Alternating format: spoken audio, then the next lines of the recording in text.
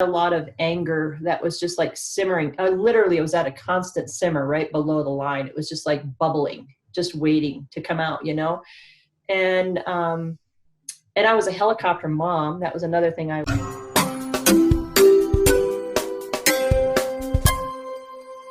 This is Dallas Shepard with you at the Harmonized Brain Centers, where we have a passion to help people achieve their best brain possible. At our offices, we use an integrated approach where we incorporate lens neurofeedback, looks at the electrical activity in the brain, nutrigenomics that looks at the biochemical or the chemical components to helping have a best brain possible, and also physical vascular therapy that helps blood flow and oxygen uptake through our bodies and to our brain. But we also have 10 best brain practices that we ask our clients to follow. And one of our practices is learning to tell your story. It is phenomenal when we learn to tell our story that it brings things to the surface and our brains can actually operate more efficiently and more effectively. I'm excited about this interview today. This is Dallas Shepard with you at the Harmonized Brain Centers, and we're excited today to be introducing you to Teresa Diamond. Teresa Diamond has been the Executive Director of Choices in Woodland Park in Cripple Creek for the last year and a half, and has been a volunteer with Choices for over 11 years of experience with the many difficult and rewarding aspects of Choices. She has a heart to help other women in making what seem as a difficult decision to abort their child, keep their child, or place their child for adoption. Teresa is a mother of 2 young ladies, a grandmother, and a person that has overcome choices she has made. Teresa also went through the program Surrender the Secret and now has led the class many a times. I've gotten to know Teresa through our Toastmasters club, but also just got to listen to her speak and have been enthralled with her journey and also what she has turned some heartaches into truly helping other people. So at this time, I would just like to introduce to you, Teresa Diamond. Thank you, Dallas. It's good to be here. Yeah, so for all our listeners out there that might not know, what is Choices? Choices is a pregnancy and parenting center. And our mission is to support the teens and young adults of Teller County as they face life-altering decisions, empowering them to make healthier choices for themselves, their children, and their future. And we do that through a number of ways, beginning with free services that we offer.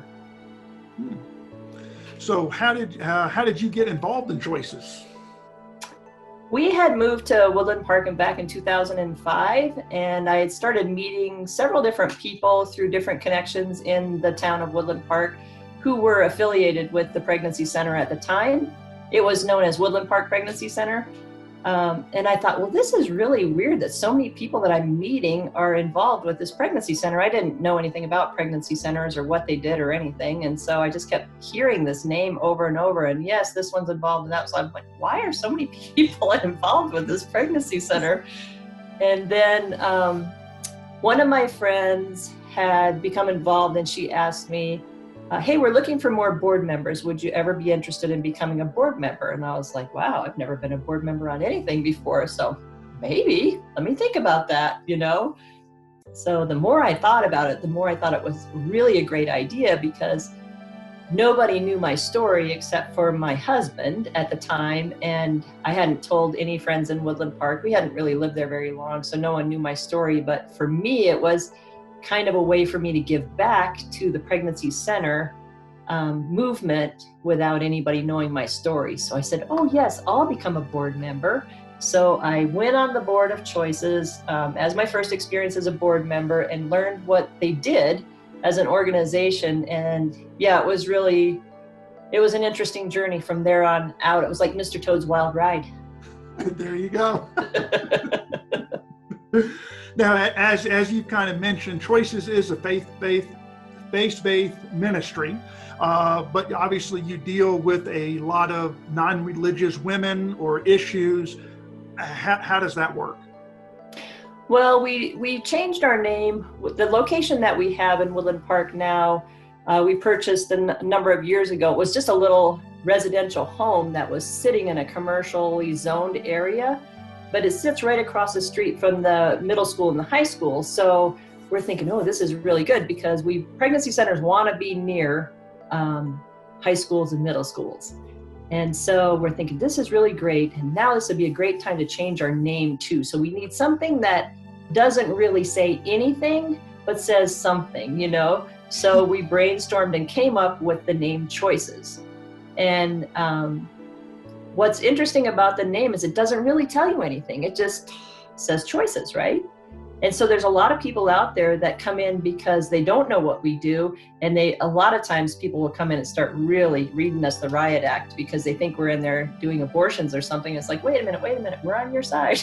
Then we start explaining what we do. But the point of that was intentional because we wanted women to see the sign and wonder what we do. And the women that are finding themselves with an unplanned pregnancy coming in for answers to their questions and getting all of the options, all of the truth and education that goes along with that decision, not just here's your option, let's move here. And so I would say our goal always is to minister and not manipulate.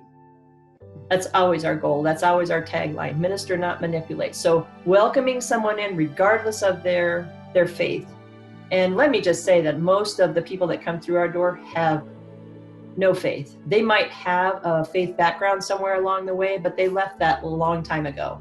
And they don't have any hope there. Mm-hmm.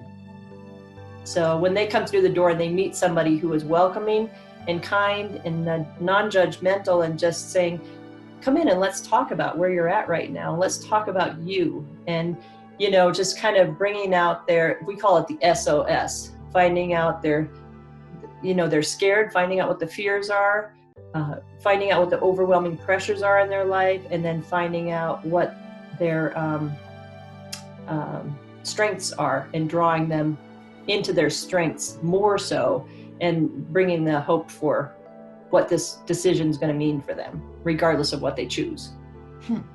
How do you help people or the people within your office? How do you help create a non-judgmental environment? Because obviously people have strong opinions on all kinds of different sides. But how do you keep it non-judgmental when a young lady walks in? That's a really great question, and it is definitely a learned skill. And we put all of our volunteers that are in our office through an extensive training program called the Ministry of Listening. And the purpose of that program is couplefold. The first one is to find out why people are drawn to pregnancy center ministry to work there. A lot of people have an agenda. They want to save the babies, They want to save the babies. That's what they're all about. They come in saying, we just want to save the babies. It's like, okay, that's good. We want to save the babies too, but we also want to save the moms and the dads. And here's how we go about doing that. And so the Ministry of Listening has been an 8-week training program that's pretty extensive, 2.5 to 3 hours per week with a lot of homework. And it focuses on communication skills. It starts with focusing on why you're there. What's brought you here and what's your why? And then the second thing, because we're a faith-based organization, is we're ministering out of what? Out of the love for God and out of the authority that He's given us in His Word. And so it kind of goes from there to communication skills, communication styles, and there's just different tabs in the book that goes along the way, and it always all comes back. There's so many great acronyms. I could do multiple talks on the Ministry of Listening. It's an amazing program, but as you progress through the training, what you learn about is, wow, why you really thought you were here and why God's really called you here, because it's a call to come and work at a pregnancy center is a call on your life from God. It really is. There's just no other way around it. Not everybody is equipped or even mentally prepared or compassionate to the depth that you need to be in order to work in that capacity. And so it takes great compassion and great empathy and great ability to speak the truth in love without judgment, And those are learned skills. People that are called to pregnancy centers are called because they are empathetic and compassionate people, and God's called them to that. But then you're learning the skills of understanding that you're here, this person is here, and then you have all these filters in between, and how do you connect that? How do you connect that bridge with them, you know? And it's just a lot of learning and doing that. And then we have quarterly updated trainings where we'll go over all the different acronyms that we use to keep people on point, and just constant communication with our mentors to make sure that we're on point with what we're doing. So how do you also help? Well, I mean, part of it, you just answered it there, but how do you help the practitioners or the people that come in? I mean, you guys are dealing with some very heavy topic, subject. I mean, typically people are coming in a crisis mode. So therefore, you know, how do you protect their mental health or their sanity? Because not always, I mean, I've heard you talk in some of your other talks, most people that come in go through one direction or another, but sometimes they make decisions that are against what you really want. But yet that is psychologically taxing or hard, heavy. Well, I will say, I don't know if it's legal to say this, but I say we pray a lot. We do pray a lot. And so what happens is when I'll use an example of a crisis client coming in, a woman who has an unplanned pregnancy, and she's all worked up. She knows she's pregnant. She's taken 7 tests from the Dollar Tree, and they're all wrong, right? I've taken 7 tests and it can't be true. It can't be true. So, let's just talk about this for a minute. So the client advocate is the person that would meet with her. And she would bring her into her office. Well, first she would fill out an intake form. It just has some basic general information about this person. Then she would invite her into her office, and they would have a conversation about what the answers are, you know. And a lot of it's medical. When was your last monthly period? You know, things like this. And then just talking about, well, what do you think your direction would be based on the outcome of your pregnancy test? If you're pregnant, do you think you would carry the child? Do you think you would form an adoption plan? Do you think you would want to abort? And then she answers that question. And then based on how she answers that question, the client advocate would then address that particular choice and say, okay, well, if you did choose abortion, let me just explain to you, do you know the different abortion procedures? And just really talk about it in an honest, truthful way. These are the ways that abortions are performed. These are the things that happen, and none of it is judgmental. None of it is meant to manipulate a decision. It's just like, if this is going to be your choice, I just want you to know what you're choosing, you know. And so they just go into the details of that. If you choose an adoption plan, let me just explain to you, we are not affiliated with any adoption agencies, but we do refer people to adoption agencies. And if you form an adoption plan, here's how this is going to happen. You know, if you choose to carry your child, we are willing to stand here with you and take that journey with you. And we have resources to do that as well. We have our Earn Where You Learn parenting program, where you can come in, get paired with a mentor. You would meet with them every week. If you want to start like in your 2nd trimester of pregnancy, it would cover from pregnancy to labor and delivery to birth, and then, you know, early education all the way up to 3T. And you would have that same mentor, and you build that relationship. Once again, that mentor is trained to listen and to be able to hear what that person is saying, to hear what their goals are. Now that they've decided to parent, what is my goal going forward in parenting? What do I need to learn? You know, and usually it's everything. Right. Don't we all wish we had a parenting mentor? Seems like it would have made things so much easier. Definitely. Yeah. So that is dealing with young ladies that are coming in that haven't made a choice yet. Right. I guess really the next part that I jumped to that really started fascinating me was the surrender the secret, which is really the women have already made a choice. And, you know, typically it's been a period of years past, but they're still dealing with the ramifications of that. So where does surrender the secret come into your process, or what you guys do at Choices? Well, interestingly enough, we will find women who are post-abortive through talks that I do in different places, you know, and then we'll have, like, I'll just tell them, if you want to talk about that when I'm done, meet me afterwards and just tell me. I'll talk about a class we might be starting if you want to sign up, that sort of thing. But then also in our volunteering, in our volunteer application, we have a vetting process for everybody that comes into the pregnancy center and thinks they want to be a volunteer in a pregnancy center. And there's just a series of questions and what brought you here and whatnot. And one of the questions are, have you ever had an abortion? So if the woman answers yes, she's had an abortion, then she would be required to go through post-abortion healing education, which is Surrendering the Secret. That's the program we use. There are a number of programs out there, but this is just the one that we have used for the last 7 or 8 years. And it's very effective. The interesting thing about that is, because she's in this environment of a pregnancy center, she's having this one-on-one conversation with the volunteer coordinator, who is a very loving, kind woman. She tells this person, yes, I had an abortion for the first time ever. And now she's like, oh, wait a minute, now you want me to go through a class? I wasn't even going to tell you that, right? Well, if you want to work in the pregnancy center, it's just part of the healing process, and you really will benefit greatly from it if you can just wrap your head around it. So typically they will agree to come because they want to mentor or they want to be a part of the pregnancy center. There's, like, when people are called to the pregnancy center ministry, there is a draw there. There is a pull that I cannot explain, that many volunteers will tell you that they got healed just coming to work at a pregnancy center of one thing or another. I can't explain it. It's just God at work, you know? But what's interesting about finding women through the vetting process is we've had, I've been leading Surrendering the Secret for, I think, 7 years. This might be my 8th year. This is my 8th year. When a woman is told she has to come through the program and she attends the program, the amount of healing and restoration she gets depends on her ability or desire to connect with what's going on. So we certainly have had women who have gone through the program and they just go through the steps. They're just checking off the boxes. They're not really engaging. Sometimes they do the homework. Sometimes they don't do the homework.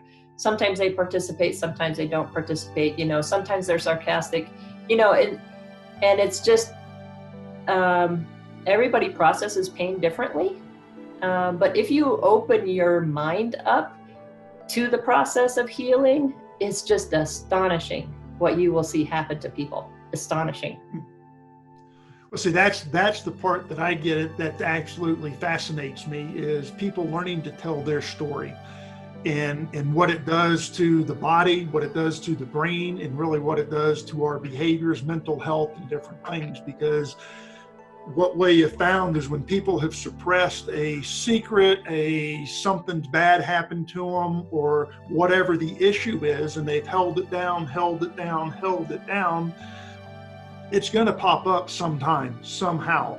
A lot of times it's after a brain injury, things come to the surface, or just after time, it just gets to be so heavy, it wears on it, but they can't necessarily always put it into a word or a time or a choice that they made. It's right. But it has weight on them.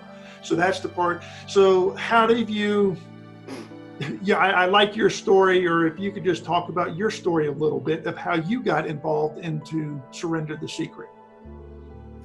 Okay, well, as I told you, I became a board member, and I was a board member for, I think, 2 years.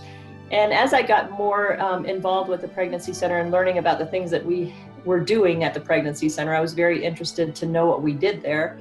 I had started helping doing fundraising things and things like that. And then I had started meeting with some ladies on a Wednesday morning, and we were just praying for choices and whatever the needs were. And one of the women there, who's a dear friend of mine now, said, Teresa, she said, we're getting ready to have this Surrendering the Secret Bible study. And she says, I think you could really benefit from it. And I was like, what? What is that?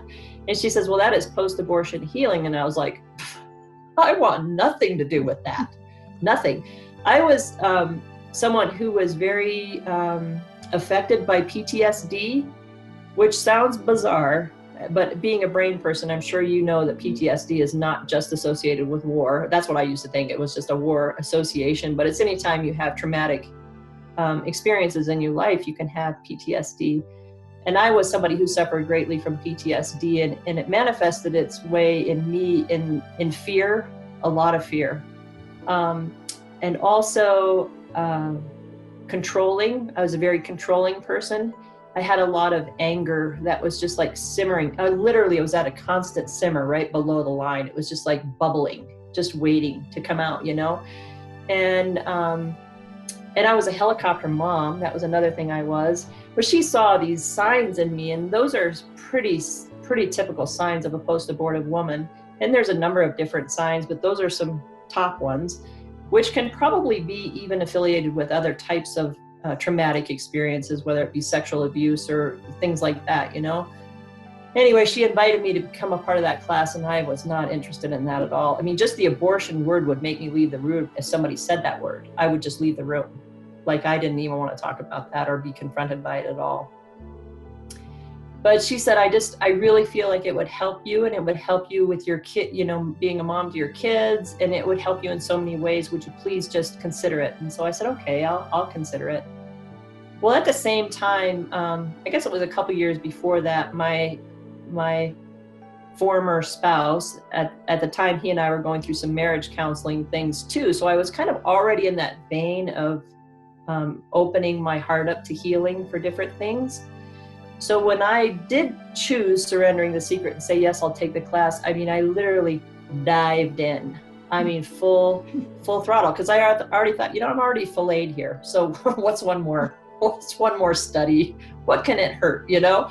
But it really was taking that leap of faith, if you will, and just trusting that God had something in me for me in that whole process that was extra and above what I was already going through in the marriage counseling with my former spouse. So I was all in. Like I had made the decision, I was all in. And I think for me, that is why it became such a huge, dramatic experience, a freeing experience for me. It was amazing for me. And over the process of time, and it was very difficult because in that class you go through all these different stages. The first one is telling your story. Well, I hadn't told anybody my story.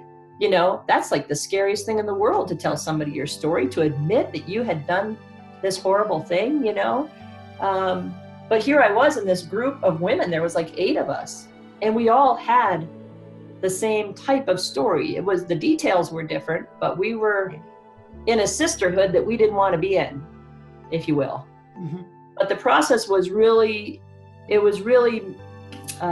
amazingly healing for me. Every week it was a different thing. So the first week is just getting there, was the huge hurdle, to just get there and admit that that's someplace I needed to be. Then the second week was telling the story. And then the third week was looking at abortion procedures. Who wants to do that?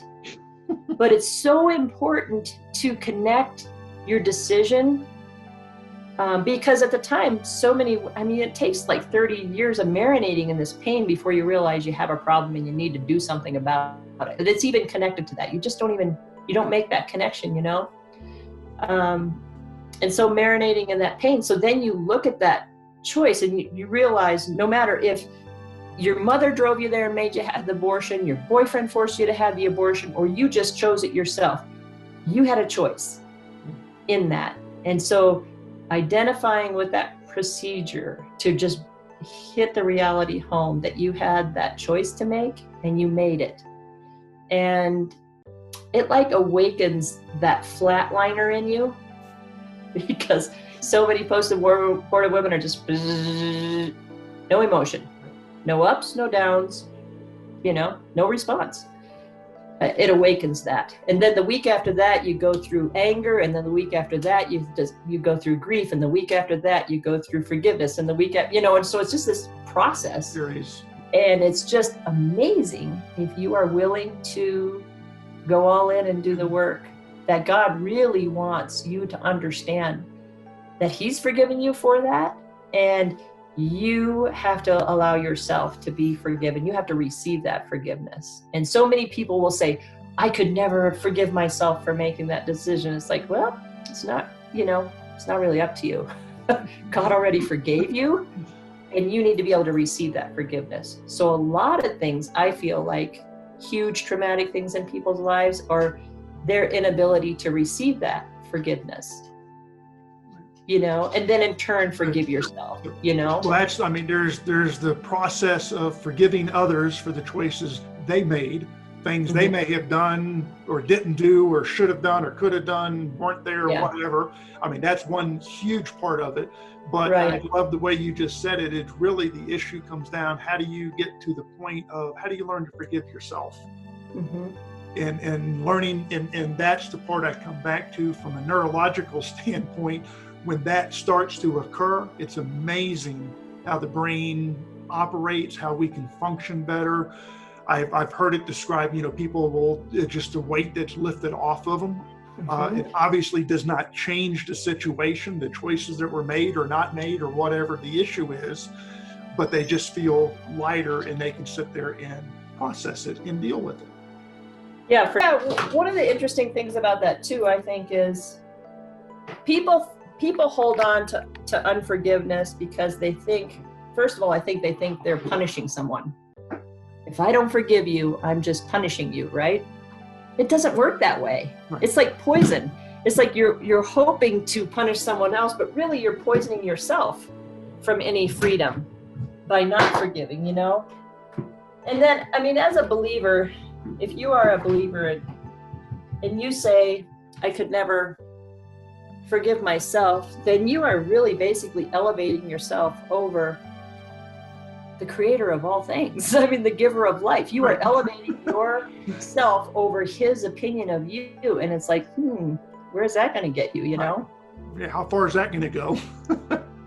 Yeah, it doesn't go very good. But yeah, I always come back to the forgiveness or the unforgiveness. Unforgiveness is like drinking poison and hoping the other person gets sick.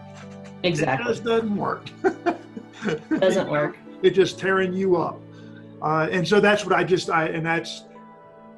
it's just helping people to get to that point of, how do we learn to forgive and let go? It's not necessarily to forget, but it is to let go.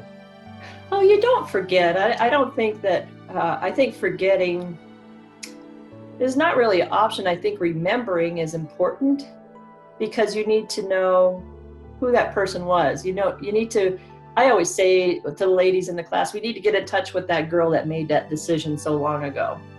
Because you really need to get in touch with you at 20 years old or 19 years old or 15 years old, whenever this happened, and try to connect with who you were then and the decisions that were being made for you or you were making as a result of your environment, whatever it is, because that girl, she's not here anymore. You are. But she has some weight in your life if you don't deal with her issues. So really, when we go through these different steps, we're unpacking those emotions from that age level that these decisions were made, and confronting the people through writing letters of anger and forgiveness and those types of things to the people that were involved in the decision-making process for her. And it drums up a lot of old stuff. But you have to you got to lance the whole boil to get it all out of there and to get the healing that you really want. And after I went through that, I'm telling you, I felt 1,000 pounds lighter. It's like I saw my kids in a whole different light. It was so bizarre. I can't even begin to explain. It was like my eyes were opened up in a really supernatural way to finally see my kids for who they were, It's just, it's amazing. So it opened your eyes to be able to see, so you could, in essence, I would put it really, so you could care and really love them in a whole different way. Exactly. Just a wholehearted way. A wholehearted way where I wasn't reserving anything because I was self-flagellating, my decisions before. You know what I mean? Yeah. No, absolutely. Yeah. So, and I've watched countless women come through this program and just be like, they came in like this, barely audible, maybe a voice this big, didn't even have a voice anymore, and just walk out just like, wow, head held high, freedom, because there's so many processes that are, the process of the class is so, intricate and detailed to touch on all these parts of your heart that have been shut down because of that decision made so long ago. It's just amazing. So how do women, you mentioned, you speaking, talking around the community, obviously they get to know you. How does somebody sign up for your class if they wanted to or needed to? If anybody was interested in post-abortion healing, they could call Choices, which is, our number 719-687-1200. But you could actually go online and look at a pregnancy center in your area. If you live in another state, in another city, there's pregnancy centers all over, and almost all of them offer, if not Surrendering the Secret, there would be another program. And even through the Catholic Church, there's Rachel's Vineyard, and there's different opportunities out there, different programs out there. And I would just say, even if it's not you, but somebody who suffers from some of these things, it's really a great resource to be able to point them to. We all know somebody. I'm just going to say, we all know somebody. We all know somebody. Whether it's a family member or a friend, we all know somebody. Yeah, absolutely. And that's the craziness. And so there's a lot of people that are suffering secretly, to put it another way. And isn't that a crazy thing when you think about what a loud conversation it is to have that right to make that choice, but yet nobody wants to talk about it after they did, because they don't tell you at the abortion clinics how you're going to feel. They don't talk about that. Right. They say, oh, you're going to have light cramping and you might feel down for a couple of days, but honey, it's just a bump in the road. You'll be fine in a couple of weeks. Right. Yeah, it's a lie. Yeah. Big emotional scar. Yeah. We could go on and on and on. I believe that, because I'm fascinated by your story. I'm fascinated by the work that you do. But how can people help Choices? Well, you can always help Choices in any other pregnancy center by donating monetarily. And we have a website, www.choicesco.com. And again, if you're in another city, in another state, and you have somebody you would want to support there, if you just Google your local pregnancy center, you can find it, and call them up and talk to them and just find out what their philosophy is, because although our goal is ministry to women with crisis pregnancies, and in our situation, our center is a little bit more expanded. We're a medical center, so we also offer free STI testing and some treatment. We also offer the Earn While You Learn parenting classes, which a lot of pregnancy centers do, but we also do education for a lifetime, where we actually have presenters that go into the middle school and the high schools and talk to the kids about healthy relationships and what that looks like. And of course, that's age appropriate based on grades.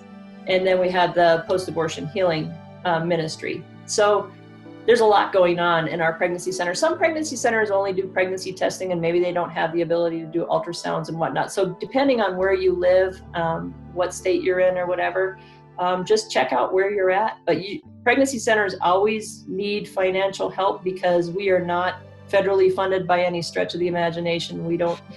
If there were federal funds available, there would be strings attached to it, and we don't typically want those strings. So we're supported by local small businesses and individual donors exclusively. Okay. Well, I just want to kind of wrap up here. I just want to say thank you. Thank you for sharing. Thank you for what you do. And thank you for being a friend. Well, thank you, Dallas. I appreciate the opportunity to talk about Choices and my story a little bit, and I hope it helps somebody